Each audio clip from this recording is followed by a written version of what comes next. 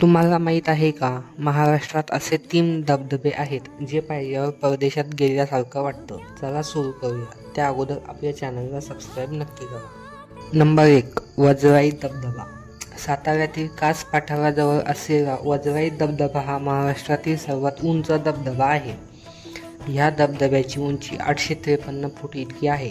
3 टप्प्यात कोसळणारा हा धबधबा म्हणजे निसर्गाचा जणू आश्चर्यच.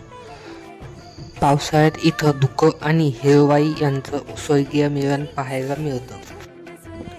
नंबर 2, ठोसेघर धबधबा. ठोसेघर धबधबा हा साताऱ्याच्या घाटात वसलेला आहे. हा धबधबा 500 मीटरपर्यंत खोल दरीत कोसळतो.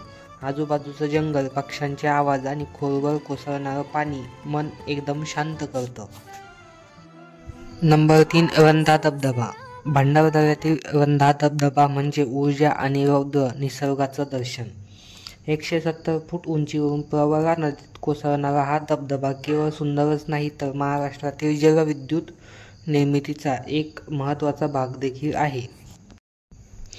हे धबधबे पाहिले की कळतं की निसर्गाची खरी संपत्ती आपल्या महाराष्ट्रातच आहे.